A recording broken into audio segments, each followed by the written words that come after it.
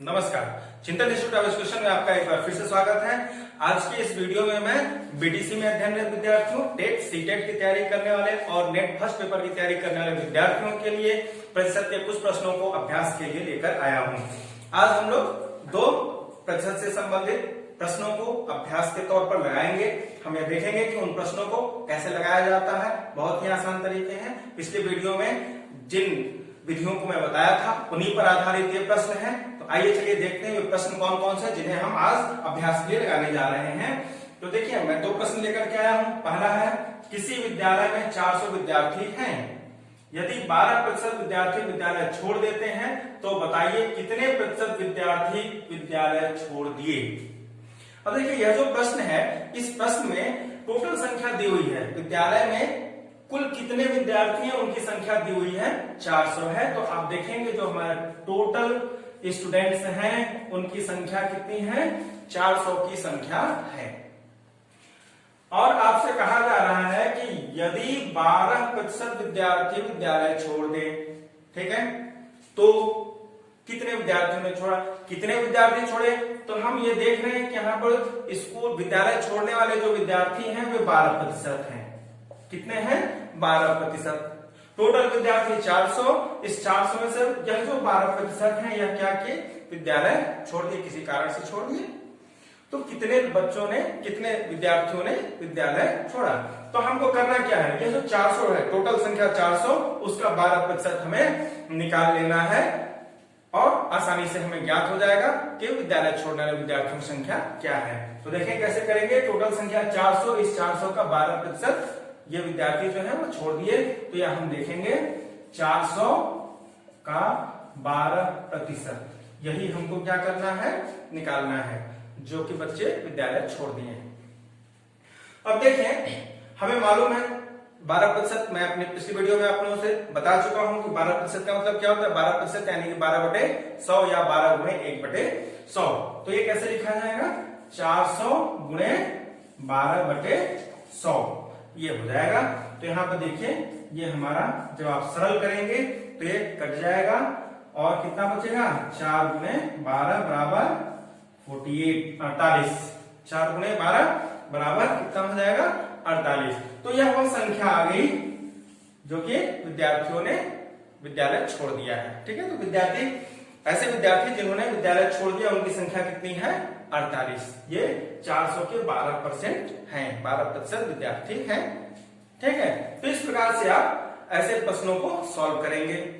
और इस प्रश्न में ये तो एक तरीका था। दूसरा, आपसे यह भी पूछा जा सकता था कि विद्यालय में शेष कितने विद्यार्थी बच गए। तो शेष, यदि आपसे यह पूछा जाए कि अब शेष बचे विद्यार्थियों की संख्या बताइए, इसका प्रारूप कुछ इस प्रकार से हो जाएगा कि किसी विद्यालय में 400 विद्यार्थी हैं, यदि 12% विद्यार्थी विद्यालय छोड़ देते हैं तो बताइए अब कितने विद्यार्थी शेष बचे। इस प्रकार से प्रश्न पूछा जाएगा। तो ऐसे प्रश्नों के लिए क्या करना है, 2 तरीका है। एक तो यह है कि आप 12% जो छोड़ दिए हैं उनको ज्ञात कर लीजिए और इस संख्या को 400 में से घटा दीजिए, तो शेष बचे हुए विद्यार्थियों की संख्या आपको ज्ञात हो जाएगी। एक तो ये तरीका है। दूसरा क्या तरीका है, दूसरा तरीका है, देखिए छोड़ने वाले बच्चों की संख्या जो प्रतिशतता है वह कितनी है, 12% है।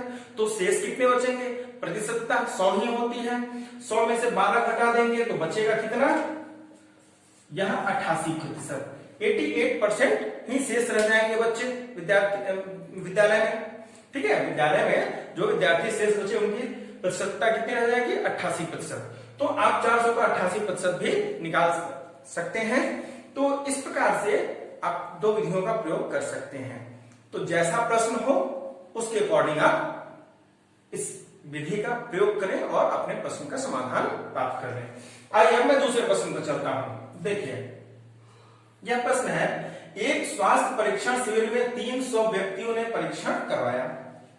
यदि उस क्षेत्र की कुल जनसंख्या 750 हो तो बताइए उस क्षेत्र के कितने प्रतिशत व्यक्तियों ने स्वास्थ्य परीक्षण कराया। आप यदि पिछली वीडियो हमारी देखे होंगे तो वहां पर दूसरी विधि बताई गई थी कि किसी भी एक राशि का दूसरी राशि के सापेक्ष प्रतिशतता निकालना। तो यहाँ यही पूछा जा रहा है। देखिए, वह जो जिस क्षेत्र में शिविर लगा है वहां की टोटल जनसंख्या कितनी है, 750 है, और इस 750 में से केवल 300 लोगों ने ही अपना स्वास्थ्य परीक्षण करवाया। तो आपको ये बताना है कि जो 300 लोगों ने स्वास्थ्य परीक्षण करवाया, इनकी प्रतिशतता कितनी है अपनी टोटल जनसंख्या में। तो इसे हम कैसे ज्ञात करते हैं, तो जो दूसरी विधि में बताया था उसका यहाँ उपयोग करना है आपको, और यहाँ पर आपको इसका उत्तर ज्ञात कर लेना है। तो देखें, सबसे पहले तो हमें देखना है कि टोटल जितने लोगों ने अपना स्वास्थ्य परीक्षण करवाया वो कितने हैं, 300 की संख्या है। तो 300 लोगों ने स्वास्थ्य परीक्षण करवाया और टोटल कितने हैं, 750। तो सबसे पहले हम इसका फ्रैक्शन निकाल लेते हैं। देखिए 300 बटे टोटल संख्या क्या हो जाएगी, 750। हम करते क्या है, जो टोटल जनसंख्या है उस जनसंख्या से हम इसको भाग दे देते हैं। ठीक है, इस संख्या को हम इससे भाग दे देंगे टोटल संख्या से। और अब यहां पर जो भिन्न संख्या हम प्राप्त करेंगे उसमें क्या करेंगे, 100 से गुणा कर देंगे, तो यह हमारा प्रतिशत में बदल जाएगा। ठीक है, तो अब इसको सॉल्व कर लीजिए। देखिए ये आपका कट जाएगा तो कितना बच जाएगा, 30 गुणे 100 बटे ये हो जाएगा 75। अब इसे हम और सरल कर लेते हैं। तो देखिए 25 से काट लेते हैं, 25 से 75, 25 से 100 और 3 से कट जाएगा 10 बार में, कितना हो गया, ये आ गया 40%। तो एक क्या प्राप्त हो गया हमको, ये जो 300 व्यक्ति थे जो स्वास्थ्य परीक्षण करवाए वो टोटल जनसंख्या के कितने प्रतिशत है, 40% है। ठीक है, तो इस प्रकार के जो भी प्रश्न है उसमें आपसे इस प्रकार से पूछा जाएगा कि कोई किसी एक बड़े समूह में से कुछ लोग आते हैं, ठीक है, और अपना स्वास्थ्य परीक्षण करवाएंगे या रक्तदान करेंगे, ठीक है, या जो है किसी कार्य के लिए आते हैं, कुछ लोग नहीं आते हैं। तो आपसे जब यह पूछा जाए कि यह जो छोटी समूह है वह बड़े समूह का कितना प्रतिशत है, तो यहाँ आप देख सकते हैं इस बड़े समूह की कुल जनसंख्या का एक छोटा समूह है, इसमें से इतने लोग आए और हमें इसका प्रतिशतता निकालना है इसके अकॉर्डिंग। ठीक है, तो हम क्या करते हैं, ये जो छोटी समूह है इसका बड़ी समूह से भाग दे करके हम यह फ्रैक्शन, या आप हिंदी में इसको कहेंगे भिन्न संख्या, प्राप्त कर लेते हैं और इस भिन्न संख्या को हम 100 से गुणा कर देते हैं तो प्रतिशत में बदल जाता है। और इस प्रकार से आप देखेंगे हमारा जो उत्तर है वह प्राप्त हो गया। आप इसे जांच भी सकते हैं, आप टोटल जनसंख्या 750 का जब 40% निकालेंगे तो 300 ही आएगा। ठीक है, पहले वाले विधि का प्रयोग करके आप इसे जांच भी सकते हैं। तो इस प्रकार से आज मैंने इस वीडियो में ये 2 प्रकार के जो प्रश्न हैं उसको मैं बताया। हमारी अगली जो वीडियो होगी उसमें मैं जो बढ़ा हुआ प्रतिशत होता है या घटा हुआ प्रतिशत होता है उसके बारे में मैं बताऊंगा, उस पर आधारित प्रश्नों को मैं अभ्यास के लिए लेकर आऊंगा। तब तक आप सभी लोग हमारी जो वीडियोस हैं उसको देखते रहें, और यदि आप पहली बार देख रहे हैं तो हमारे चैनल को सब्सक्राइब कर लें ताकि हमारे आगे आने वाली जो वीडियोस हैं वह आप तक आसानी से पहुंचता रहे।